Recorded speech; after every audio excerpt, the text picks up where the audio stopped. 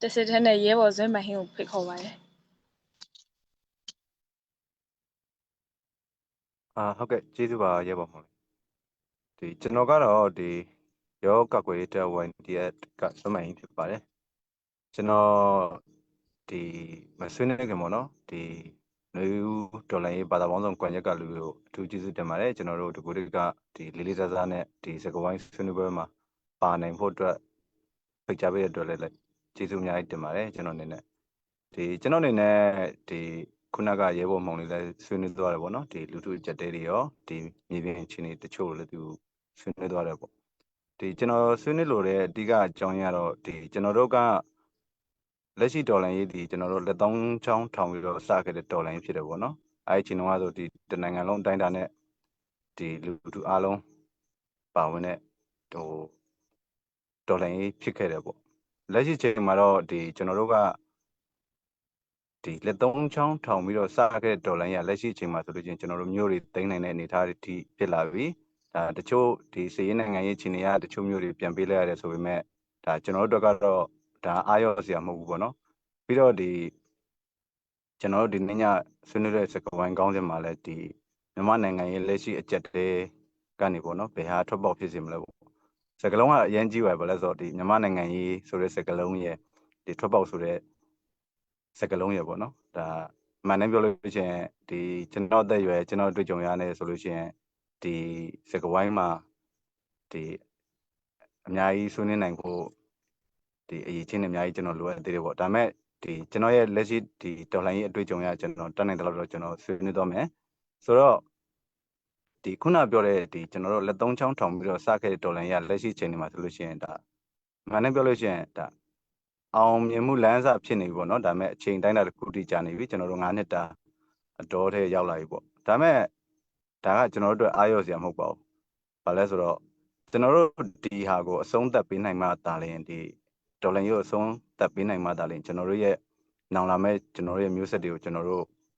့အသီးပွင့်တွေကိုကျွန်တော်တို့အများကြီးဝေမျှပေးနိုင်မှာပေါ့နော်ဆိုတော့လက်ရှိမှာကျွန်တော်တို့အစိုးဆုံးကလူထုအားနဲ့သွားခဲ့ကြတယ်လူထုအားနဲ့မရလို့ကျွန်တော်တို့တွေလက်နက်ဆွဲကန်ရတဲ့အခြေအနေတွေဖြစ်လာတယ်ပေါ့အဲ့ဒီအချိန်မှာကျွန်တော်တို့ကစစ်ရေးထားပါတော့ကျွန်တော်တို့မြန်မာနိုင်ငံရဲ့လက်ရှိဒေါ်လာရေးမှာ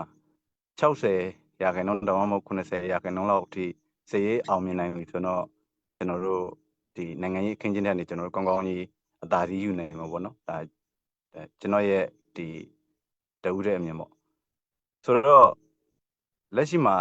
ပြည်သူတွေရောလက်ရှိတော်လှန်ရေးလုပ်နေတဲ့သူတွေအားလုံးတဦးတယောက်ချင်းစီကကျွန်တော်တို့ဘယ်အထိသွားမလဲဆိုတော့လက်ရှိအချိန်ထိခံချက်ပြပြတသားရှိနိုင်ဖို့လိုမယ်လို့တော့ကျွန်တော်ကတော့မြင်တယ်။ဘာလဲဆိုတော့2021အာဏာသိမ်းလိုက်တဲ့အချိန်မှာကျွန်တော်တို့အားလုံးပါဝင်ခဲ့တယ်အားလုံးနှိပါပါဝင်ခဲ့တယ်ပေါ့။ဆိုတော့လက်ရှိချိန်ဒီမှာလည်းကျွန်တော်တို့ကအားလုံးနှိပါပါဝင်နိုင်ဖို့အတွက်ကျွန်တော်တို့လိုအပ်တယ်ပေါ့နော်ဆက်ပြီးတော့လည်းအားပေးဖို့လိုအပ်တယ်ပြည်တွင်းရရောပြည်ပမှာရှိတဲ့ကျွန်တော်တို့မြန်မာနိုင်ငံသားတဦးတယောက်ချင်းစီကကျွန်တော်တို့ရဲ့တော်လှန်ရေးကိုအစတုန်းကတော်လှန်ခဲ့တဲ့ပုံစံတိုင်းပဲကျွန်တော်တို့ဆက်ပြီးတော်လှန်တော့ဖို့လိုအပ်မယ်ပြီးတော့လက်ရှိအခြေအနေမှာပြည်သူလူထုကြားထဲမှာရောပေါ့နော်အမျိုးသမီးတွေကလေးငယ်တွေတက်ကြီးပိုင်းတွေရဲ့အခက်အခဲတွေလည်းကျွန်တော်တို့မှာအများကြီးရှိတယ်ကျွန်တော်တို့ကအဲ့အခက်အခဲတွေအကြောင်းလို့ကျွန်တော်တို့လက်ရှိတော်လှန်ရေးကိုနောက်ဆုတ်သွားမယ်ဆိုလို့ကျွန်တော်ခုနပြောတဲ့နိုင်ငံရေးအသာစီးရမှုတွေကျွန်တော်တို့ရဲ့မျိုးဆက်တွေကိုကျွန်တော်တို့ဘာတွေပေးမလဲဆိုတဲ့ဟာတွေကပို့ပြီးတော့အလှမ်းဝေးသွားမှာပေါ့နော်အဲ့လိုမဖြစ်အောင်ကျွန်တော်တို့ကလက်ရှိဒုက္ခကိုကျွန်တော်တို့အမှန်တိုင်းပြောလို့ရှိရင်မြန်မြန်အဆုံးသတ်နိုင်ဖို့ပဲကျွန်တော်တို့အရေးကြီးတယ်အဲ့မှသာလျှင်ကျွန်တော်တို့ရဲ့မျိုးဆက်တစ်ခုလုံးကျွန်တော်တို့ကောင်းကောင်းကြီးအသေးပွင့်မျှဝေခံစားပေးနိုင်မှာပေါ့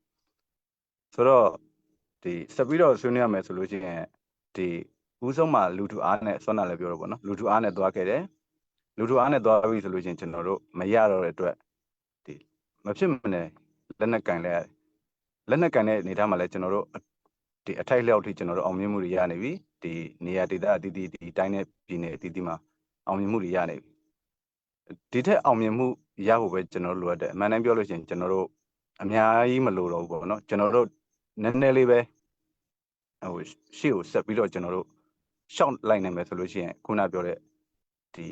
မြန်မာနိုင်ငံမှာဖြစ်နေတဲ့အကျက်တဲတွေအားလုံးပြည်သူတွေအားလုံးရောပြည်သူတွေကြုံတွေ့နေရတဲ့အခက်အခဲတွေအားလုံးရော ဒါကျွန်တော်တို့ကောင်းကောင်းကြီးကြော်ဖြတ်နိုင်မလို့ကျွန်တော်တော့ဟိုဆွေးနွေးခြင်းတယ်ပေါ့နော်ပြီးတော့နောက်တစ်ခုကကြတော့ဒီလက်ရှိဒီလက်နက်ဆွဲကင်တော်လှန်နေတဲ့ဒီရဲဘော်ရဲဘက်တူတယောက်ချင်းစီပေါ့နော်အဖွဲ့အစည်းတီးတီးကမြန်မာနိုင်ငံတွင်းမှာရှိတဲ့တော်လှန်ရေးအဖွဲ့အစည်းတီးကရဲဘော်ရဲဘက်တူတယောက်ချင်းစီမှာကျွန်တော်တို့စပြီးတော့လက်နက်ကင်ကတဲ့ကနေထားတဲ့ခံယူချက်ကိုလက်ရှိချိန်ထိဒီတော်လှန်ရေးမပြီးခင်အချိန်ထိကျွန်တော်တို့ခိုင်ခိုင်မာမာဟိုခံယူထားဖို့လိုတယ်လို့တော့ကျွန်တော်တော့မြင်တယ်ပေါ့နော်ဒါမှသာလျှင်ဒီလက်ရှိမှာလည်းဒီကျွန်တော်တို့ဆိုမြေပြင်မှာလည်းတချို့တွေကြုံတွေ့နေရတယ်ရှိတယ်ဘာလဲဆိုတော့တော်လှန်ရေးကဘယ်တော့ပြီးမှမသိဘူးပေါ့နော်တကယ်တော့ဒီတော်လှန်ပြီးဖို့ကကျွန်တော်တို့တူးကြောက်ချင်းစီအားလုံးကသာပါဝင်ခဲ့မယ်ဆိုလို့ရှိရင်လက်ရှိတော်လှန်ရေးကကျွန်တော်တို့အတွက်ကအများကြီးမဝေးဘူးပေါ့နော်ကျွန်တော်ရဲ့လက်တကမ်းမှာရှိတယ်ကျွန်တော်တို့လက်တကမ်းမှာရှိတဲ့အပြင်ကျွန်တော်တို့ရဲ့မျိုးဆက်အတွက်ဘာပေးမလဲဆိုတော့ကျွန်တော်တို့မျှော်လင့်ချက်အိမ်မက်ကိုတော့ကျွန်တော်တို့ဟိုအကောင့်ထဲပေါ်နိုင်ဖို့လိုအပ်တယ်လို့တော့ကျွန်တော်ကတော့မြင်တယ်ပေါ့နော်ပြီးတော့နောက်တစ်ခုကကြတော့ဒီစကမရဲ့ဒီစစ်သားစုဆောင်နေတဲ့ကိစ္စတွေပေါ့နော်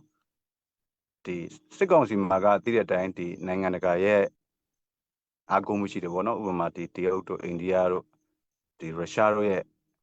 ပံ့ပိုးကူညီမှုတွေအများကြီးရှိတယ်ကျွန်တော်တို့မှလည်းဒါကျွန်တော်တို့မှကြတော့ဒါပြည်သူလူထုရှိတယ်ပေါ့နော်အဓိကတော့ဒီဘယ်လိုကိစ္စမဆိုဘယ်လိုနိုင်ငံရေးကိစ္စမဆိုအဓိကပြည်သူကသာအဓိကဖြစ်ပါတယ်အဲ့တော့ဒီပြည်သူအလုံးကလည်းလုံးဝစိတ်တက်မကြဘူးတော့လို့မယ်ဒီတော်လန်နေတဲ့ကျွန်တော်တို့ရဲဘော်တွေတူဦးတယောက်ချင်းစီတိုင်းကလည်းအမှန်တမ်းပြောလို့ရှိရင်ကျွန်တော်တို့စပြီးတော့လက်နက်စကင်လက်ထဲကိုလက်နက်စကင်နဲ့ကြရနေထားတဲ့ခံယူချက်မျိုးကျွန်တော်ထားဖို့လိုအပ်တယ်ပြီးတော့နောက်တစ်ခုကကြတော့ဒီကျွန်တော်တို့လက်နက်ရဲ့အရသာကိုတလွဲအသုံးမချမိဘူးเนาะအသုံးမချမိဖို့တော့ကျွန်တော်တို့အထူးသတိထားရမယ်အဲဆိုလို့ရှိရင်ကျွန်တော်တို့စစ်ကိုစစ်နဲ့တူအောင်တိုက်နိုင်မယ်ဒီပြည်သူကိုလည်းကျွန်တော်တို့တော်လှန်ရေးနဲ့တူကျွန်တော်တို့အတူတူဆွဲခေါ်သွားနိုင်မှာပေါ့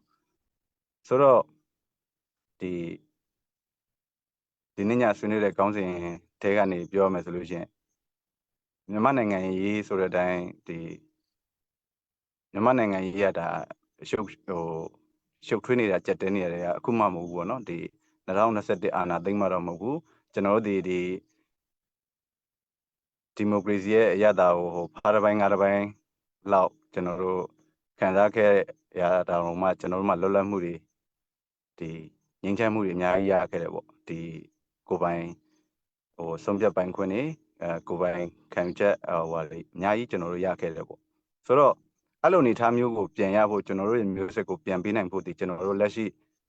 ຫນွေဦးတော်လှန်ရေးမှာပါဝင်နေသူဒီပြည်တွင်းမှာရှိတဲ့ပြည်သူတွေရောပြည်ပမှာရှိတဲ့